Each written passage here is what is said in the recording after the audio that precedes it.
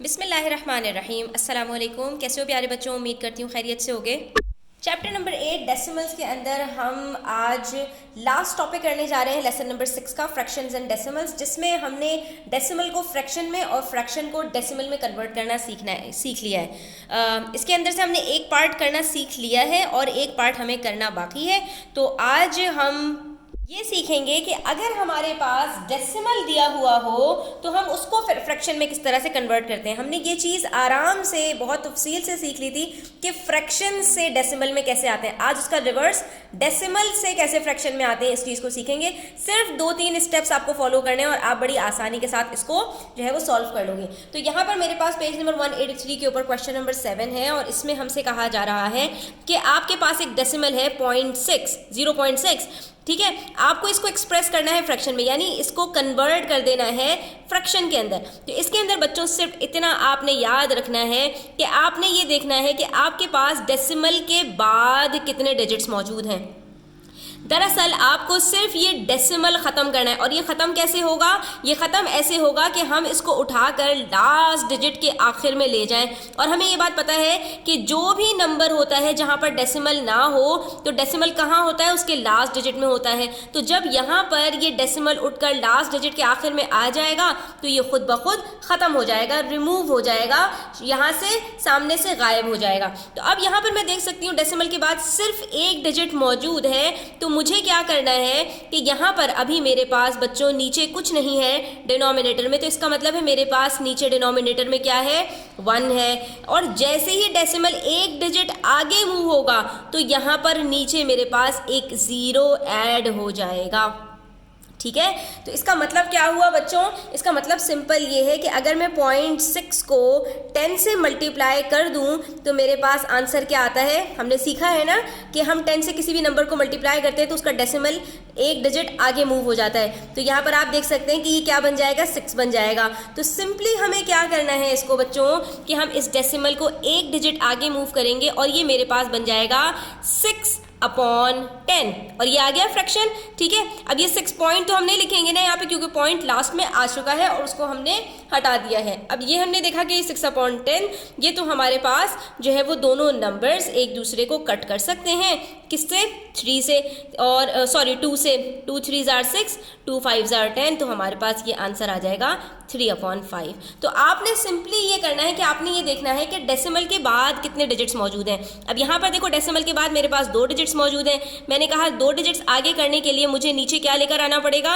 1 के साथ 2 zeros यानी 100 लेकर आना पड़ेगा। तो मेरे पास फ्रैक्शन क्या बनेगा? 35/100। लेकिन मैं ये देख सकती हूँ कि दोनों के लास्ट डिजिट 5 और 0 हैं, जो कि 5 के मल्टीपल्स हैं। इसका मतलब है कि ये 5 से कट हो जाएंगे। 5 के टेबल में 35 कब आता है? 5 का टेबल सबको आता है। 5 7s are 35 और 5 के टेबल में 100 कब आता है? 5 2s are 10 और ये 0, तो ये क्या बन गया? 20। 5 20s are 100। और मैंने आपको ये बताया था कि 100 के फैक्टर्स याद रखो, ठीक है। 10 होता है, 5 होता है, 2 होता है, 25 होता है, 20 होता है और 50 होता है। ये आपको फैक्टर्स पता होने चाहिए। अच्छा जी, अब हमारे पास आंसर क्या आ जाएगा? 7/20। तो हमने सिंपली ये देखना है डेसिमल के बाद कितने डिजिट्स मौजूद हैं। अब यहाँ पर देखो, अब यहाँ पर डेसिमल से पहले भी एक डिजिट मौजूद है, उसको हमें कुछ नहीं करना, हमने सिर्फ डेसिमल के बाद वाले डिजिट्स को देखना है। तो डेसिमल के बाद कितने डिजिट्स मौजूद हैं बच्चों? हमारे पास 2 डिजिट्स मौजूद हैं। तो मैं इसको क्या कह सकती हूँ? 325। इन्होंने तो यहाँ पर ये कर दिया कि होल नंबर को अलग कर दिया और फ्रैक्शन को अलग कर दिया। आप वैसे भी कर सकते हैं, आपकी मर्जी। ये तो इन्होंने करके आपको दिखाया हुआ है ना कि इन्होंने डेसिमल से पहले जो होल नंबर है उसको होल ही रखा और जो फ्रैक्शन वाली चीज़ थी सिर्फ उसके नीचे 100 लगाया। दोनों का मतलब सेम है। अभी समझाती हूँ कैसे। मैंने क्या किया?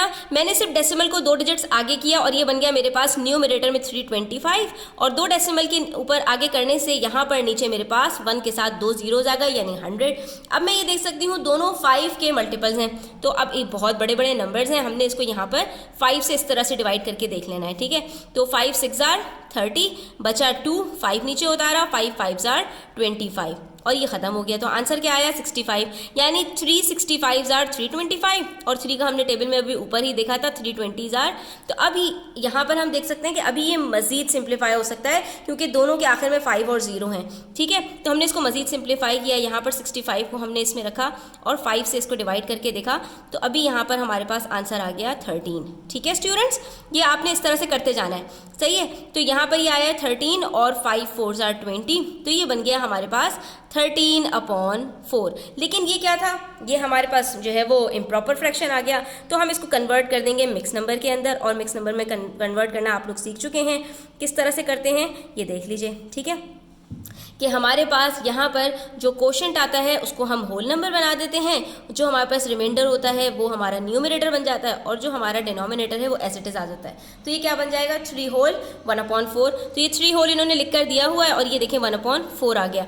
अब ये मैंने आपको दूसरा मेथड दिखाया, ये वाला मेथड बहरहाल आपके लिए आसान है, जिसमें इन्होंने 3 होल को सेपरेट ही रखा, सिर्फ जो डेसिमल के बाद वाले डिजिट से उसको फ्रैक्शन में कन्वर्ट किया। इससे आपकी सिंप्लीफिकेशन आसान हो जाती है, ठीक है बच्चों। तो यहाँ पर अब आप देख सकते हो कि ये 25 के नीचे इन्होंने सिर्फ 100 लगाया, ठीक है, और ये बन गया 3 होल 25/100। ऐसा करने से फ़ायदा ये होगा कि आपको ये वाले स्टेप्स नहीं करने पड़ेंगे, और यहीं पर आपकी सिंप्लीफिकेशन भी आसान हो जाएगी, ये डिवीजन भी आपको नहीं करनी पड़ेगी।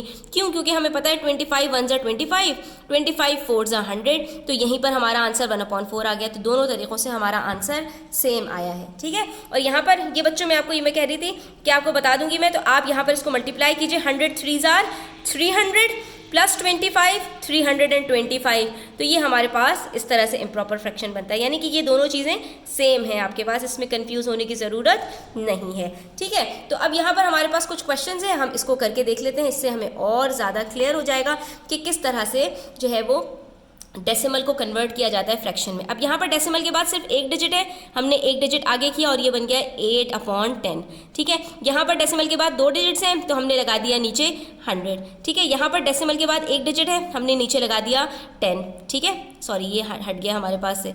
और यहाँ पर हमारे पास डेसिमल के बाद 2 डिजिट्स हैं, हमने 5 होल को एज इट इज रखा, और 45 के नीचे हमने 100 लगा दिया, ठीक है। ये हो गया हमारा पहला स्टेप, और दूसरे स्टेप के अंदर हमने इसको सिंप्लीफाई कर देना है। तो 2 4s are 8, 2 5s are 10, ये क्या बन गया 4/5। सिंप्लीफाई करना बहुत इंपॉर्टेंट होता है। 25 1s are 25, 25 4s are 100, answer आ गया 1/4, ठीक है। 2 होल 6/10 है, 2 3s are 6, 2 5s are 10, हमने होल को अपनी जगह पर रखा, 2 होल 3/5। इसी तरह से यहाँ पर ये 45 है, तो 5 9s are 45 और 5 20s are 100, तो ये क्या बन गया 5 होल 9/20। तो कैसा रहा स्टूडेंट्स, कितना सिंपल है। इसी तरह यहाँ पर पेज 184 पे क्वेश्चन नंबर 2 में प्रैक्टिस क्वेश्चंस में देखिए, यहाँ पर भी इन्होंने आपसे यही कहा है कि ये जो आपको दिए गए हैं इसको आपने फ्रैक्शंस में चेंज कर देना है, सिर्फ डेसिमल के बाद वाले डिजिट्स को देखना है। 2 डिजिट्स हैं, हमने क्या किया, इसको 005/100 कर दिया, ठीक है। अब 0 की कोई वैल्यू नहीं होती, तो ये क्या बन गया 5/100। 5 के टेबल में 100 कब आता है, 5 1s are 5, 5 20s are 100, तो ये क्या बन गया 1/20।